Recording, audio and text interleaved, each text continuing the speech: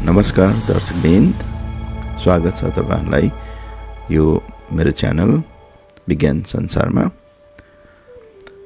तपाईहरुलाई हाम्रो यस विशेष ब्लगमा म स्वागत गर्दैछु। म परमानन्द साक्य र आज हामी तपाईहरुलाई काठमाडौँको एक प्रतिष्ठित विद्यालय अरुणिमा हायर सेकेन्डरी स्कुल बौद्धका कक्षा 9 र 10 का विद्यार्थीहरुको अविस्मरणीय शैक्षिक भ्रमणको सम्झनामा लैजाँदैछौँ।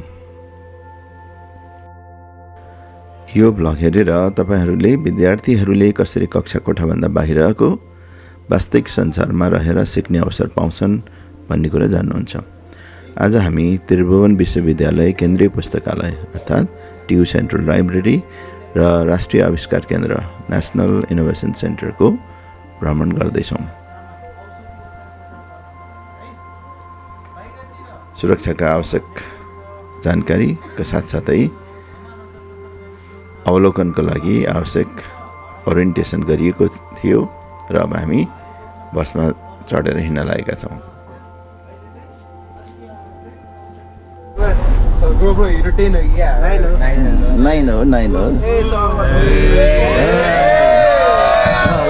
अब योभन्दा धेरै होइन। We are going to TU Central Library and where? National Innovation Center. Okay, so we have just set out. करिब 45 मिनेटको बस यात्रापछि हामी कीर्तिपुर स्थित त्रिभुवन विश्वविद्यालय परिसरमा पुगिसकेका छौँ। नेपालको जेठो र सबैभन्दा ठूलो यस विश्वविद्यालयले सन् 1959 मा स्थापना भएदेखि नै देशको शैक्षिक विकासमा अतुलनीय योगदान पुर्याउँदै आएको छ। यहाँको शान्त र शैक्षिक वातावरणले मनै लोभ्याउँछ। हामी त्रिभुवन विश्वविद्यालय केन्द्रीय पुस्तकालयमा प्रवेशको अनुमति पर्खी रहुन्जेल त्यस अवधिमा पुस्तकालय अगाडि नै रहेको डाक्टर जाकिर हुसैन रोज गार्डनको अवलोकन गर्ने अवसर गुमाएनौँ। करिब 10-15 मिनेटको यस अवलोकनमा हामीलाई यो बगैँचामा 150 भन्दा बढी प्रजातिका गुलाबहरू फुल्ने जानकारी गराइयो। यद्यपि अहिले हामीले केही दर्जन प्रजाति मात्र फुलिरहेको देख्यौँ। यो बगैँचा भारतका पूर्व राष्ट्रपति डाक्टर जाकिर हुसैनको नाममा राखिएको हो। सेन्ट्रल लाइब्रेरीमा प्रवेशको अनुमति प्राप्त भएसँगै हामी यस लाइब्रेरीको पुरानो भवन भित्र प्रवेश गर्यौँ। प्रवेशद्वारमै झोलाहरू राख्नका लागि पिजन होलको व्यवस्था रहेछ, जहाँ हामीले हाम्रा झोलाहरू राख्यौँ। पुस्तकालयमा प्रवेश र निकास दुवैका लागि वाक थ्रु गेटहरू राखिएको थियो, जसले सुरक्षा र व्यवस्थित प्रवेश निकास सुनिश्चित गर्दो रहेछ। पुस्तकालयका कर्मचारीहरूले विद्यार्थीहरूलाई 2 समूहमा विभाजन गरी फरक फरक खण्डमा लैजानुभयो। एकजना पुस्तकालय कर्मचारीले पुस्तकहरूलाई व्यवस्थित तरिकाले कसरी राखिन्छ भन्ने कुरा विस्तारपूर्वक बताउनुभयो। हामी बुकहरू गर्थ्यौँ होइन। यसरी हामी चाहिँ जसरी यो उबाट अल्फाबेट अनुसार चाहिँ नेपालीको भयो होइन, इङ्ग्लिसको उता छ होइन, अनि नेपालीको पनि अदेखि त्यहाँ गएर छ, अदेखि सुरु छ। अनि यसरी नेपालीबाट चाहिँ अब जस्तो हाम्रो कुनै पनि हामीलाई बुकहरू खोज्नु पऱ्यो भने चाहिँ हामी पहिला उसको के अरे बुकको अथरको नाम अथवा टाइम हामी यहाँ बुकहरू खोज्छौँ क्या। यसरी जस्तो यहाँ बरमा के सत्यभामा भन्ने छ होइन। अनि यसरी नामबाट हेरेर हामीले अहिले बुकहरू खोज्छौँ। अनि यहाँ बुकबाट चाहिँ नम्बर हुन्छ नि, जुन यो नम्बर यहाँ भएको नम्बरबाट चाहिँ अनि हाम्रो यस्तो नम्बरहरू स्पाइनहरू टाँसेको हुन्छ यो नम्बरबाट। अनि यो नम्बरहरू चाहिँ हाम्रो बुकहरू निकाल्न खोज्न सजिलो हुन्छ, नभए यत्रो बुकमा हामीलाई बुकहरू खोज्न एकदम गाह्रो हुन्छ होइन। त्यही भएर यहाँबाट हेरेर बुकको टाइटल र अथवा अर्थर थाहा भयो भने चाहिँ यसरी यो कार्डमा हेर्ने, अनि फेरि टाइटलबाट अथवा अर्थरबाट यसरी हेरेपछि अनि यो जुन यहाँ नम्बर लेखेको हुन्छ यो नम्बरबाट चाहिँ अनि हामी यहाँ बुकहरू खोज्छौँ। बुझ्नुभयो?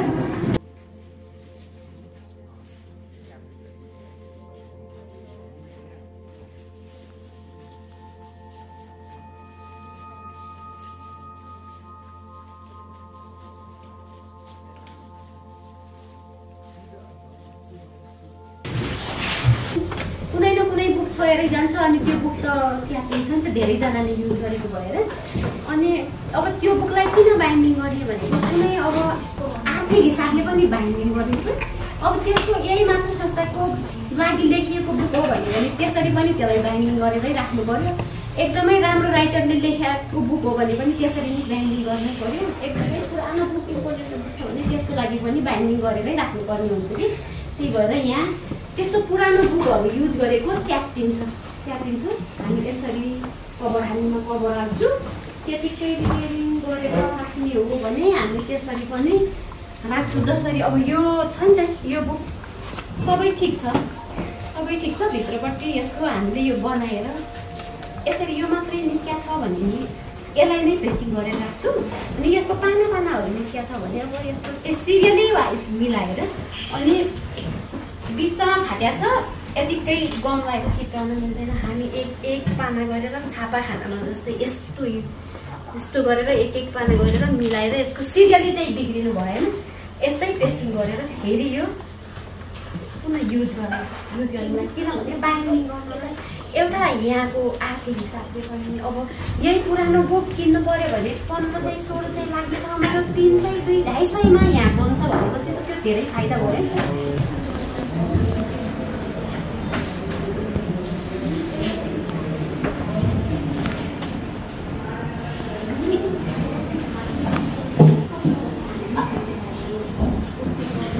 विद्यार्थीहरूले पूर्व निर्देशन अनुसार कुनै आवाज ननिकालिकन ध्यानपूर्वक सुनिरहे।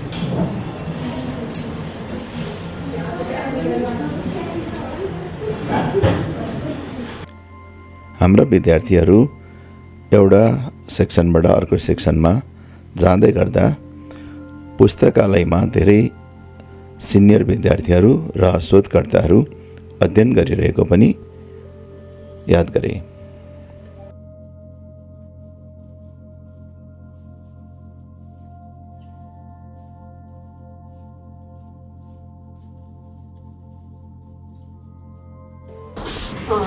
अर्को सेक्सनमा एकजना पुस्तकालय कर्मचारीले दैनिक पत्र पत्रिकाहरू र जर्नलहरूलाई कसरी सुरक्षित र व्यवस्थित रूपमा राखिन्छ भन्ने कुराको राम्रोसँग व्याख्या गर्नुभयो।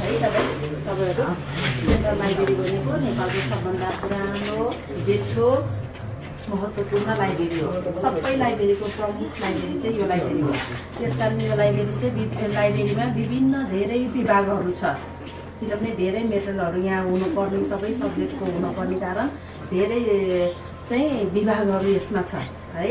अनि यो धेरै विभाग चाहिँ हामीले कति डुलाउनु भयो, कति भन्नुभयो, तपाईँहरूले कति क्याच गर्दै जानुभएको छ है।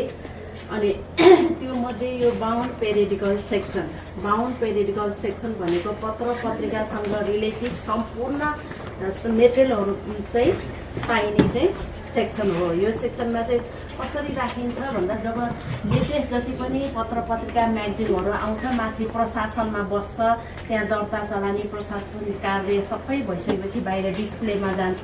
पाठकवर्गले दिनभरि हेर्नुहुन्छ अनि बेलुका लगेर फाइलिङ गरेर राखिन्छ।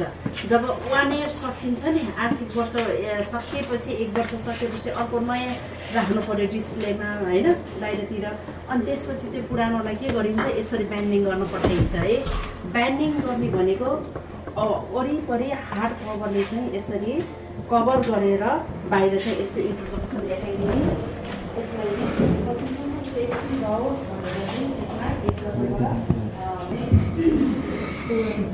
चित्र होस् भनेर यसरी बाइन्डिङ गरेर राखिन्छ होइन। यो बाइन्डिङ गरेर राखेपछि यसमा पत्र पत्रिका भनेको ठुलो चाहिँ के भयो त, अब यो नयाँ पत्रिका भइहाल्यो होइन। गोर्खापत्र सुन्नु भएको छ, कान्तिपुर, अन्नपूर्ण, हिमालय टाइम्स है, हिमाल यस्ता पत्र पत्रिकाहरू है, ठुलो पत्र पत्रिका। अनि म्यागजिनहरू भनेपछि के पर्यो त, मुना मदन तपाईँहरूलाई थाहा छ, कोकिला पनि थाहा छ है, गरिमा, नेपाल, हिमाल, युवा मञ्च, नारी, त्यो हामी सबैलाई थाहा भएको कुरा। यो चाहिँ पत्र पत्रिकासँग रिलेटेड म्यागजिनहरू भयो। यो पनि यहाँ कलेक्सन गरेर राखिन्छ। यस्ता किन कुराहरू किन यहाँ कलेक्सन गरेर राखेको भने भोलि पर्सि तपाईँहरूलाई चाहिँ थेसिस लेख्ने बेला, प्रपोजल लेख्ने बेलामा सर म्यामले चाहिँ यो विषयमा भोलि पर्सि ब्याचलरमा मास्टरमा पुगेपछि यो विषयमा तिमीले प्रपोजल लेखेर ल्याऊ भन्दा तपाईँहरू यहाँ आएर चाहिँ मेटेरियल खोज्ने, त्यो विषयमा त केही पनि पाइँदैन होइन। यहाँ आएर मेटेरियल खोज्ने त्यो सब्जेक्ट दिनुभएको छ, त्यही सब्जेक्ट अनुसारको यहाँ खोजेर चाहिँ प्रपोजल तयार गर्नुपर्ने हुन्छ। हामीले पुस्तकहरू, जर्नलहरू र शोधपत्रहरू कसरी सुरक्षित र व्यवस्थित तरिकाले राखिँदो रहेछ भन्ने कुरा प्रत्यक्ष अवलोकन गर्ने मौका पायौँ। पुस्तकालय प्रशासनले हालै नयाँ भवन निर्माण भएको र पुस्तकालयका केही खण्डहरू नयाँ भवनमा सारिएको जानकारी दिनुभयो, तर धेरैजसो सामग्रीहरू अझै पनि पुरानै भवनमा रहेको कुरा बताउनुभयो।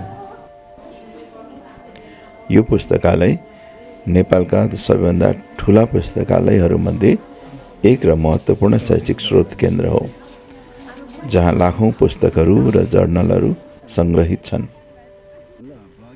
टियु सेन्ट्रल लाइब्रेरीको भ्रमण पश्चात हामी राष्ट्रिय आविष्कार केन्द्र नेसनल इनोभेसन सेन्टर NIC को लागि प्रस्थान गऱ्यौँ। सेन्ट्रल लाइब्रेरी नजिकै रहेको त्रिभुवन विश्वविद्यालयकै परिसरभित्र रहेको यो केन्द्र नेपालको लागि गौरवको विषय हो। यहाँ पनि प्रवेश अनुमतिका लागि हामी केही बेर पर्ख्यौँ। राष्ट्रिय आविष्कार केन्द्र नेसनल इनोभेसन सेन्टर नेपालमा नवीनता र अनुसन्धानलाई प्रोत्साहन गर्ने उद्देश्यले स्थापित एक महत्त्वपूर्ण संस्था हो। यसको स्थापना वैज्ञानिक तथा अभियन्ता महावीर पुनको अथक प्रयासबाट भएको हो। यो केन्द्रले नेपालको आर्थिक र सामाजिक विकासमा योगदान पुर्याउने विभिन्न नवीन इनोभेसनहरूमा काम गर्ने गर्छ।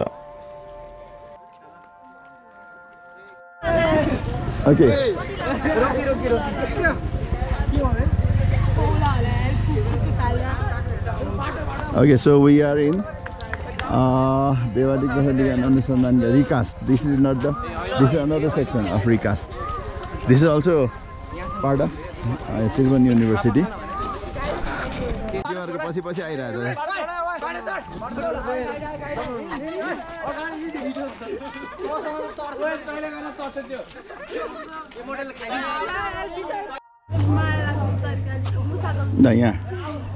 Okay, एकछिन भित्र गएर एकछिन बाहिर यता बस्दै त हैन।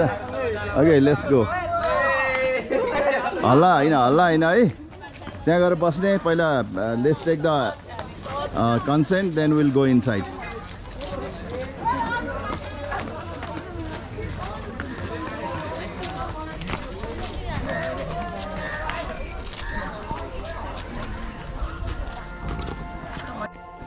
अनुमति प्राप्त भएसँगै हामी राष्ट्रिय आविष्कार केन्द्रभित्र प्रवेश गर्यौं।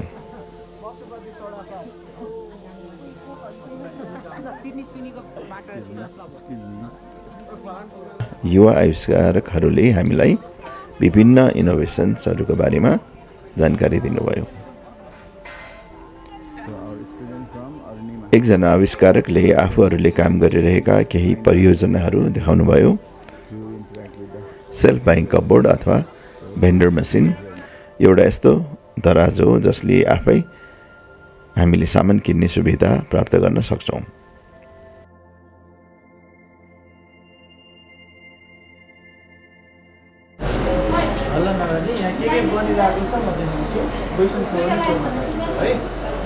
यो पहिलो मसिन, यसको नाम चाहिँ डिजिटल भेन्डिङ मसिन है।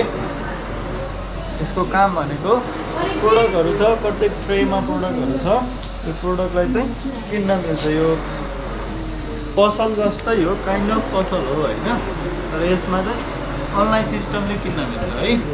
छ नि डेमो प्रोडक्ट हो, त्यही भएर यो बजारमा गइसकेको छैन। यहाँ जति पनि फल्टहरू हुन्छ यहीँ करेक्सनको लागि राखिएको छ है। यो सेकेन्ड प्रोडक्ट बन्यो भने बल्ल बजारमा जान्छ। यहाँको लागि मात्रै त्यो लिस्ट छ। जस्तो तिमीहरूले दराजबाट सामान किने जस्तै हो होइन। सामान यसरी लिस्ट आउँछ नि होइन, अनि बाई गर्ने। अब जस्तो मानव करेन्ट किन्न पऱ्यो, एड कार्ड गऱ्यो, यहाँबाट चेकआउट गऱ्यो भने क्युआर आउँछ। अनि क्युआरमा पेमेन्ट गऱ्यो भने यसले सामान माथिबाट धार दिन्छ। नवजात शिशुहरूको तापक्रम कायम राख्न सक्ने इन्क्युबेटर, जुन विशेष गरी मेडिकल क्षेत्रमा स्वास्थ्य कर्मीहरूको लागि महत्त्वपूर्ण हुन सक्छ। मेडिकल सेक्टरको लागि डिजाइन गरिएको यो पनि नेपालको पहिलो मसिन भन्नुहुन्छ। अनि कसरी काम गर्छ भन्दाखेरि यसमा दुईवटा सेन्सर हुन्छ। यो एउटा स्किन सेन्सर भयो, एउटा यो एयर सेन्सर, अनि यो सेन्सर चाहिँ बच्चाको शरीरको कुनै भागमा यसरी टच गराइन्छ अनि यसले चाहिँ बच्चाको टेम्परेचर कति तापक्रम छ त कति गर्मी या जाडो भइरहेछ बच्चालाई भनेर यहाँ स्किन टेम्परेचर डिग्री सेल्सियसमा देखाएको छ यहाँ देखाउँछ। अनि अर्को हुन्छ यो एयर टेम्परेचर भनेर खुल्ला यस्तै छोडिन्छ बाहिर हावा कति तातो या कति चिसो छ भनेर थाहा हुन्छ त्यो चाहिँ यहाँ देखाउँछ है।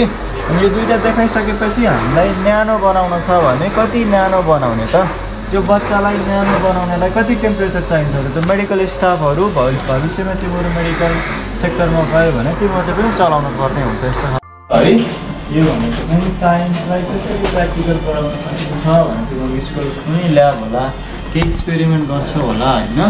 त्यो एक्सपेरिमेन्ट चाहिँ अहिले जति पनि टुलहरू आउँछ त्यो सबै बाहिरबाट आउँछ नेपाली सामान होइन त्यो होइन। नेपाली करिकुलमसित केही मेल खान्छ कसैले मेल खाँदैन जे छ त्यसैलाई ल्याब भन्नुपर्ने अवस्था छ। तर हामीले चाहिँ के गर्न खोजेको भन्दाखेरि हाम्रो करिकुलम एउटा तरिकाले नेपाल सरकारले डिजाइन गरेको छ होइन। त्यो डिजाइन भएको करिकुलमलाई आधार बनाएर चाहिँ हामीले प्रोडक्ट बनाइरहेको छौँ। जस्तो इक्जाम्पल होइन एनिमल सेल प्लान्ट सेल भनेर पढ्न पर्छ 10th क्लास हो 10th क्लास हो है 9 र 10 तैपनि एनिमल प्लान्ट सेल भनेर त पढ्नुपर्छ नि होइन। त्यो देखेछौ कस्तो स्ट्रक्चर देखिन्छ भनेर फिजिकल्ली देखेछौ कस्तो देखिन्छ भनेर थाहा छैन नि होइन।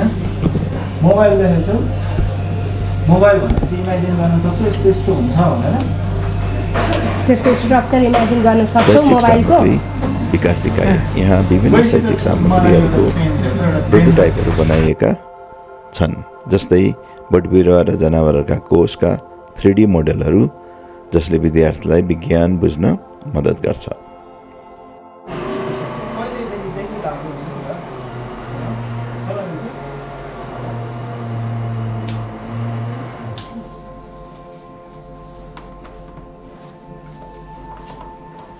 अब भन त कसलाई के भन्ने कसलाई के भन्ने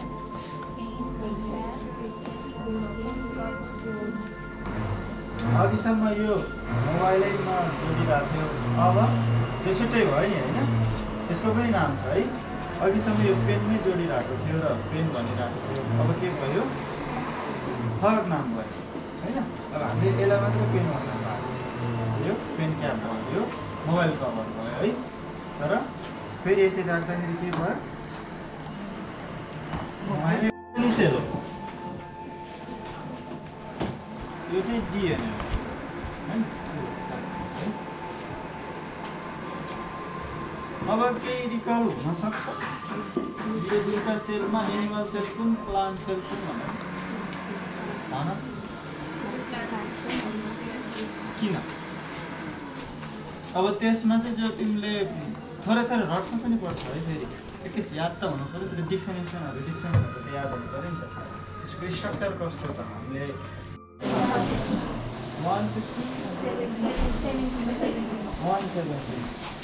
1:17 केमिकल रियाक्सन गरेर त बनाउन सक्छौ सिकाएको छ फोटो खिचेर रियाक्सन गराउने हो 1:17 भयो। अब त्यसको केमिकल रियाक्सन हुन्छ कि हुन्न पहिलो कुरो त त्यसले रियाक्ट गर्छ कि गर्दैन गर्दैन।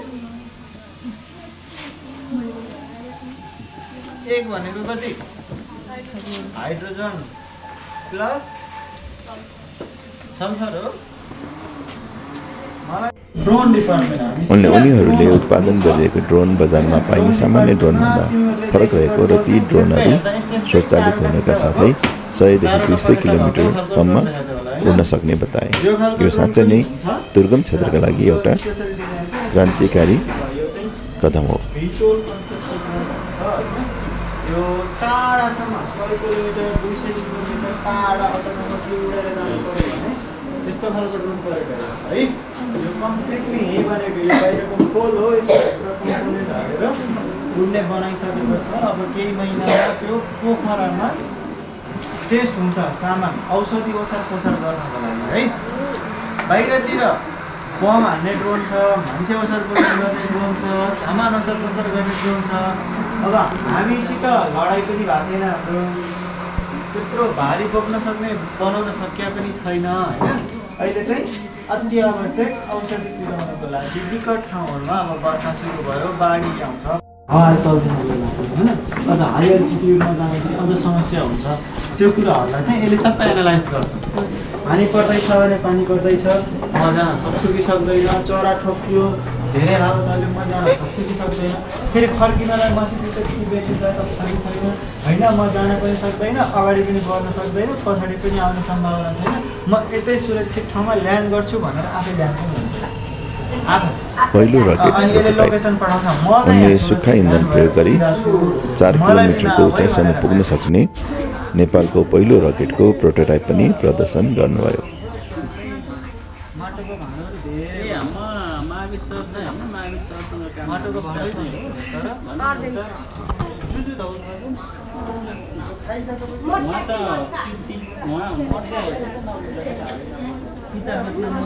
जुजु त भनेको थाहा छैन भक्तपुरबाट आउने दही बाक्लो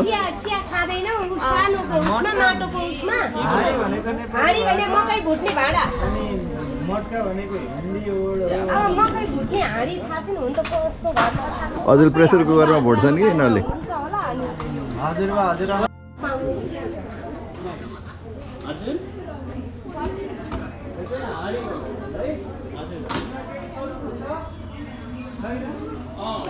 पपकर्न बनाउने यन्त्र र काँचो मकै बुट्ने यन्त्र यी घरेलु प्रयोगका लागि उपयोगी यन्त्रहरू पनि यहाँ बनिरहेका रहेछन्।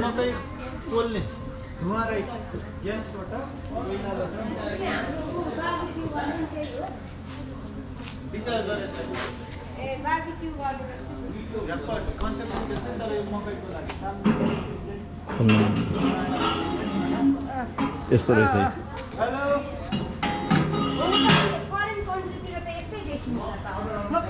अनि यो रह्यो ह्याचरी 1500वटा अन्डा अट्ने क्षमताको ह्याचरी जसले कुखुरा अथवा अन्य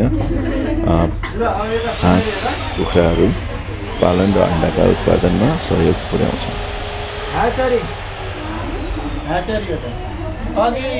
इन्क्युबेटर भनेको नि यो क्लोज अन्डाबाट के बनाउने इन्क्युबेटर भन्न मिल्छ है यसलाई अन्डाबाट चल्ला बनाउने छ ओइ यहाँ यसको भित्र छ अन्डा टर्की त्यही गर्छ त्यहाँ देखेको टर्कीहरू कुखुराहरू सबै यही ह्याच गरेको है हेर्नु त्यहाँ ह्याच गर्न मिल्छ मोबाइल यसको क्षमता 1500वटा छ है 1500वटा अन्डा कति बेरमा समय त चार कुरा चल्लाको बाख्राको दाना खाइन्छ हो यो मसिन मसालाको हो है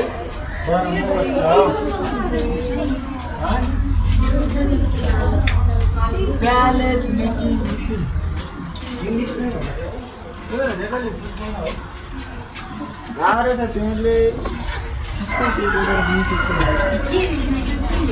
नेपाली बुझ्नुपर्छ है नेपाली इङ्ग्लिस भाषा हो जानेको राम्रो होइन नेपाली चाहिँ बुझ्नु भएन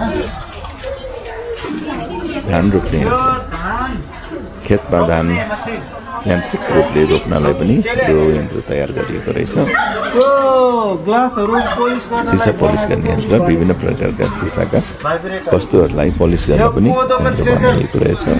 कोदो फल्ने यन्त्र अर्थात् कोदोको भुसी हटाउने यन्त्र कृषकहरूको लागि कोदो प्रशोधनमा सहजता प्रदान गर्ने यो यन्त्र पनि यहाँ बनिरहेको देख्यौँ।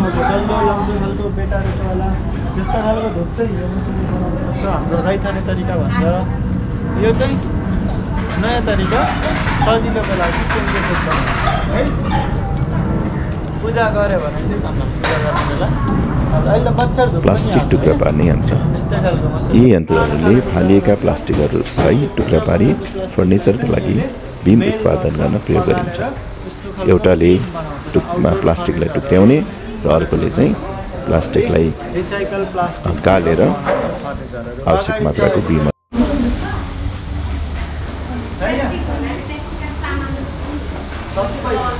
जति पनि प्लास्टिक आउँछ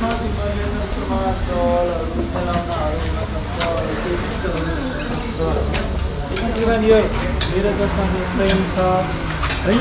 अब तिमीहरूको मोबाइलको कभर हुनसक्छ, प्लास्टिक फ्रेम भएको मोबाइलको कभर, ल्यापटप या कम्प्युटरको बडीहरू होइन, प्लास्टिकको भाँडाहरू, प्लास्टिकको objects बटलहरू सबै प्लास्टिकले बनेको हो। त्यो प्लास्टिकको प्रोसेस यही हो।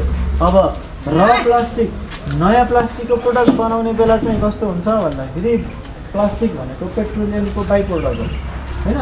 डिजेल पेट्रोल निकालिन्छ, त्यसबाट रहेको बाई प्रोडक्ट प्लास्टिक हो। त्यसको पनि सबभन्दा थर्ड क्लास भनेको अलकत्रा जो मेच प्लास्टिकले बनेको मेच रहेछ यो चाहिँ पुरै।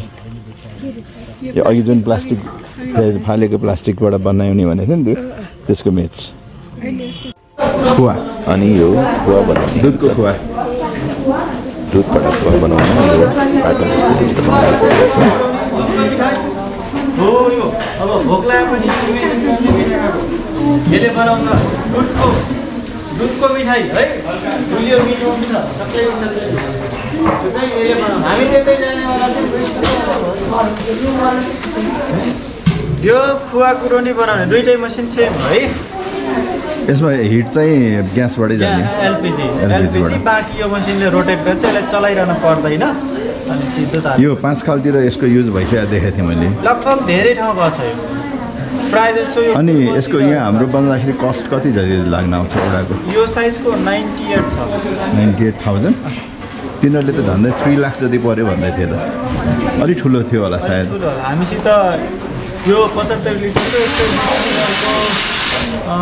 कति 160 जति पर्छ होला। हामी 160 जति 120 लिटर अनुसार जान्छ। उनीहरूको चाहिँ 20 लिटरको दुधबाट निकाल्ने भन्थ्यो एकपटक। लिटरको दुध अति धेरै हो त, धेरै हो। 75 लिटर हो। 75 लिटर मेबी कसैले बाहिरबाट जाँदाखेरि कसैले अलिकति नथाहा पाएको भएर त्यो पनि भन्न सक्छ। त्यस्तो मान्छेहरूलाई यहाँ शवदाह गृहको मैले यो एउटा विशेष शवदाह यन्त्र हो जसले करिब आधा घन्टामै शवदाह गर्न सक्छ। यसमा प्रदूषण कम हुन्छ र यसमा एलपिजी ग्यासका साथै दाउरा पनि प्रयोग गरिने हुनाले परम्परागत अनुभूति पनि दिन मिल्ने रहेछ।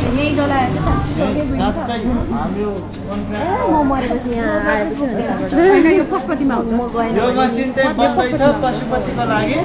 अब कसैलाई स्वर्ग जान मन छ भने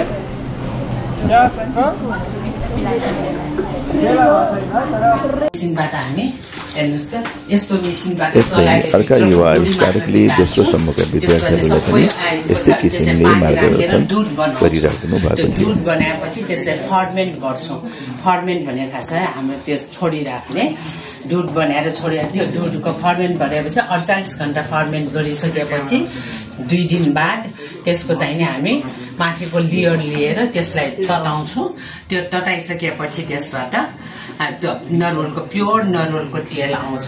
त्यो नरिवलको तेल अनि त्यसलाई हामी यस्तो बट्टामा राखेर के गर्छौँ, नरिवलको तेलले के गर्नलाई हुन्छ भने एक त बच्चाहरू सानो बच्चाहरूलाई सुत्केरीहरूलाई लाउनलाई हुन्छ, खानलाई पनि हुन्छ। यदि थाइरोइड भएको कसै कोलेस्ट्रोल भएको त्यस्तोहरूले चाहिँ नि खान पनि हुने लाउनु पनि अनि कपाल चाँडै छ। त्रिभुवन विश्वविद्यालय केन्द्रीय पुस्तकालयले सैद्धान्तिक ज्ञानको गहिराई प्रदान गर्यो भने राष्ट्रिय आविष्कार केन्द्रले व्यवहारिक आविष्कार र समस्या समाधानका लागि प्रेरणा दियो। उनीहरूले सैद्धान्तिक ज्ञानको साथै व्यवहारिक सिप र वास्तविक जीवनको अनुभव पनि प्राप्त गरेका छन्। यस्ता फिल्ड भिजिटहरूले विद्यार्थीहरूलाई आफ्नो भविष्यको करियर छनौट गर्न र उनीहरूलाई समाजका लागि जिम्मेवार नागरिक बन्न प्रेरित गर्छ। विशेष गरी राष्ट्रिय आविष्कार केन्द्रको भ्रमणले विद्यार्थीहरूमा देशमै केही गर्ने र नयाँ कुरा आविष्कार गर्ने प्रेरणा भरिदिएको छ।